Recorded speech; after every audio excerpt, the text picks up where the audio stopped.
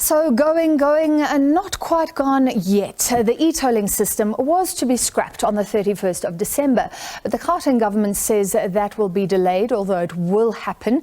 In a statement at the weekend, the province said an agreement with National Treasury had not been concluded yet. The South African National Roads Agency, SANRAL, has struggled for years to recover the costs of an improvement project through e-tolling, with many motorists simply refusing to pay. Last year, Treasury said it would take on 70% of the more than 40 billion rand debt, but the Gauteng government would be responsible for 30%. So where are we? We speak to the Premier's spokesperson, Vuyo Mhaga. Thank you very much for being with us, Mr. Mhaga. Is the problem simply that you don't have the cash? 30% of 43 billion is no small feat for the provincial accounts. No, thank you very much for having me. No, actually, Gauteng was quite happy when the minister announced the 30%, and subsequently we understood what that 30% meant, that it was just over 12 billion. So the only thing now that is outstanding is obviously the time frame that we must pay this above 12 billion, which is the Gauteng 30%, but also in terms of the maintenance, where we need a clarity, because you'll appreciate these are national roads and Gauteng is a provincial sphere. Now we need to understand the instruments that must govern that Gauteng, which is a province, must maintain the national roads. So those details are actually being worked on, and of course the hybrid model in terms of how then are we going to fund this particular, this particular debt. But one of the things that the Premier has emphasized is that we're not going to touch education and not going to touch health. So anything that we do, those two areas will remain untouched. So the 12 or 13 billion thereabouts you do have? Well, we'll be able to get it because we appreciated the figure as Gauteng. We thought it was extremely more than that amount. Now that we know, we'll be able to plan and shift our funds around in Gauteng, inclusive of the money that we get from national. But as we shift the money around, the only areas that are not going to be affected are the two areas that are quite fundamental for us, which is education and health. Yeah. But the money will so be you're able still to get looking for the money, is that correct? We will be able to get the money. Of course, it will be there. That's why we were saying we can't pay the money at once off. Part of the issues is that over what period must we actually pay this particular debt? Those are the issues that we must agree with SANRAL. Also, phase 2, phase 3, how we're going to basically fund that, including, which is the major part, who actually is supposed to do the maintenance, and if it's Gauteng, what is going to govern that? As you'll appreciate, those are national roads. You've got N1 that passes through Gauteng, N4 that passes through Gauteng, that connects Botswana and Mozambique, that connects Zimbabwe as well as Cape Town. So those roads are passing through Gauteng. So we need to understand what instruments are going to be in place for Gauteng to maintain those particular roads. So those are really the details that are being worked on, and we are quite appreciative that during the first quarter of this particular year, those issues will be dealt with. So last year, a huge concern was raised. How would the province raise this money, the 13 billion or so? Like you said, it's not only that. You also have to think about maintaining the roads at very high cost for years to come. Therefore, was it preemptive for the Premier to say, look, this is done and dusted, it'll be sorted by the end of the year? Did he jump the gun? No, it was not. No, it was not. But you haven't delivered, sir.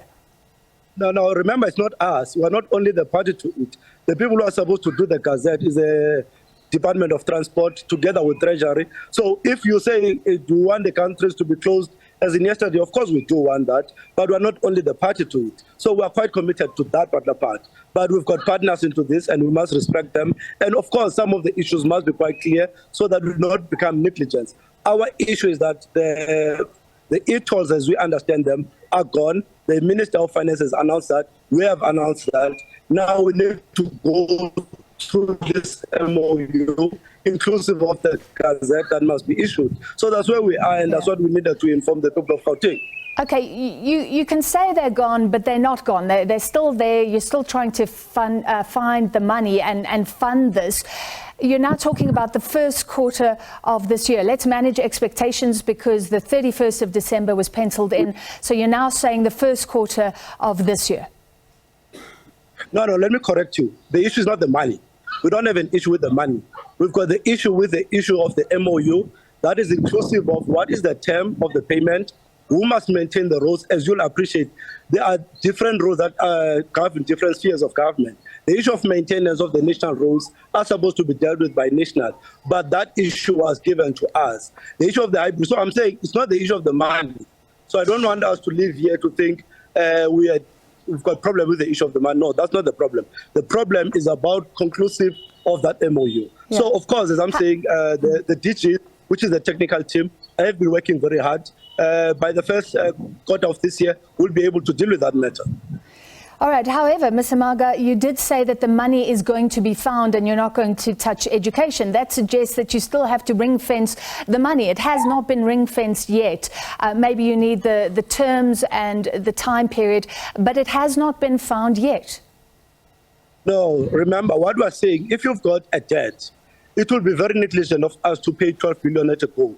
That will collapse the fiscus. That's why we are saying over what period of time. Of course, we need to cut in some of the areas that we need to fund the money. There's money that comes from national. We must understand that money that comes from national, how much must we then put towards this thing, and what are other hybrid models? Yeah. So in the center of the discussion, it's not the issue of money. It's about the maintenance. It's about the terms of the payments. So it's not as if we don't want to pay. We will pay the money. We've been happy to say we'll pay the money.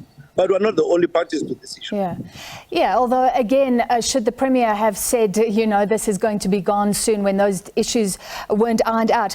Nonetheless, if anybody owes anything on e-tolls right now, what's the situation for Gauteng residents? Surely you don't expect anybody to be paying.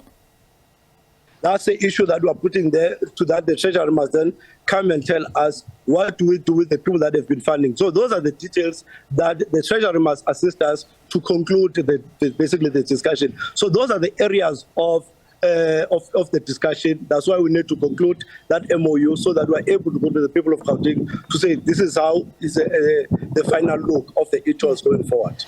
Okay, but presumably if you do get the money and this is all sorted out, all debts will then be off the table. Anybody with a debt to e-toll, that will be scrapped. Is that correct? No, that can't be correct. That's what I'm saying. That is part of the discussion with Treasury in what modalities we need to deal with this thing together with the Department of Transport. So I don't want to come here and make that part of the conclusion. The Treasury and together that political team that is led by the Premier, the Minister of Finance, as well as the Minister of Transport, will be able to then make that conclusion. What we needed to say is that the gazette that was supposed to be there to switch off the countries has been delayed. And really, that's really the message that we wanted to communicate. Okay, so you can't tell us yet what will happen with historic debt. Say there's an individual who owes you back for years, or a company that owes a huge amount. You cannot say what will happen with that debt yet.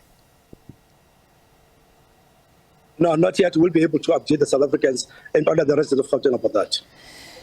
All right. So then what do you tell Gauteng residents while the gantries are on? Should they be paying? I mean, this is very confusing for residents. No, it's not. As I'm saying to you, what we are saying is that we must continue up until there's a gazette that obviously decommission the countries.